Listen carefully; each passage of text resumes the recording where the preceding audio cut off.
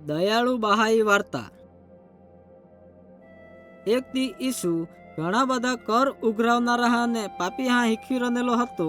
જ્યાં ત્યાં આયકુલગ હારું એકઠા ઉનેલા હતા। ત્યાં કુલક ધાર્મિક યાજક હતા। ત્યાં હેરાકા ઈસુ પાપીઓ હાથે મિત્ર જહો વ્યવહાર કરી રનેલો હતો। ત્યારે ત્યાં અંદર ટીકા કરું લાગના માટે ઈસુએ ત્યાં એક વાર્તા આયકાવી। એક માણુના બે પોહ હતા। નાનલે પોહે બહા આયખા બાપા ધન સંપત્તિનો માણો હિસ્સો માં ઇમીજ દે દે। ત્યાર બાહે પોતાની સંપત્તિ પોતાએ બેવ પોહા વચ્ચે વહેંચી ઓફી। નાનલે પોહે વેગ વેગ તાણે પાસે જી કાંઈ હતા તી બધા એકઠા કર્યા ને આગે દેશમાં નાહી ગયો ને પાપમય જીવનમાં પોતાની સંપત્તિ વેડફી લાયખી। પછી જે દેશમાં નાનલો પોહો રહીત હતો ત્યાં ભયંકર દુકાળ પડનો ને તાણે પાસે ખોરાક લેવા હારું પૈસા નાય હતા। ત્યાં ખાલી ડુકરે ચારુના કામ મિલના તો ઉલો દુખીને ભૂખાઈનેલો હતો કા ડુકરા હે ચારાથી જ પેટ ભરું હારું ઈચ્છે થતો।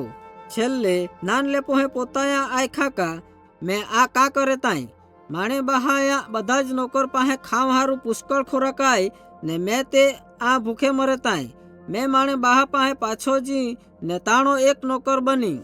છેલ્લે નાનલો પોહો ફરીથી પોતાએ ઘર જાઉં તૈયાર ઉનો ઝેર તો આજુ બોજ આગે હતો તહામાં તાણે બાહે ત્યાં હેરો ને તાણે પર દયા આમની તો પોતાએ પોહા ધૂણ ધાવનનો ને ત્યાં ભેટી પડનો ને ચૂમનો।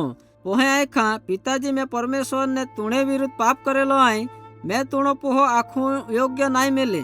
હું તાણે બાહે પોતાએ નોકર હા આયખા વેગ જાવા ને હાજે કપડે લાવવા ને માણે પોહા પોવાડા ને આણી આંગઠીમાં વીટીને પાગમાં બૂટ પોવાડા ને શ્રેષ્ઠ વાછડા લાવીને કાપા કા આપણે ખાઈને આનંદ કરું કજે કા ઓ માણો પોહો મરી ગયેલો હતો પણ હવે જીવતો આય તો ખોવાઈ ગયેલો હતો તો જડી ગયેલો આય ને તે લોકો આનંદ કરું લાગના। થોડા સમય પાછી મોટો પોહો ખેતરમાં કામ કરીને ઘર પાછો આમનો તેણે સંગીત ને નૃત્યનો અવાજ આયકો ને ચકિત ઉઈ ગુઓ કા ઉઈરેને લાય। જ્યારે મોટા પોહા ખબર પડની કા નાનલો પોહો પાછો ઘર આવવાના કારણે ત્યાં આનંદ કરી રને લાય ત્યારે તો બહુ જ ગુસ્સે ઉનો ને ઘરની અંદર પૂર્ણ જાવલક રાજી નાય હતો।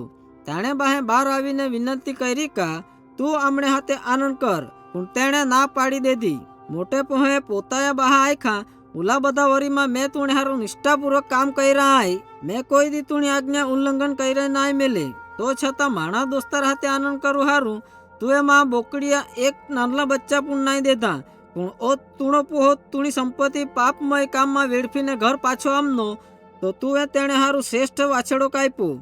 બાહે જવાબ ઓઈફો માણા દીકરા તું નિત્ય માણે હાથે આય ને જી કાંઈ માણાથી સગળા તુણા જ હો જા પણ હવે આપણે હારું આનંદ કરુંનો તી હાજા આહે કજે કા ઓ તુણો ભા મરી ગયેલો હતો ને ઈમી જીવતો ઉનેલો આય તો ખોવાઈ ગયેલો હતો પણ હવે જડી ગયો આય।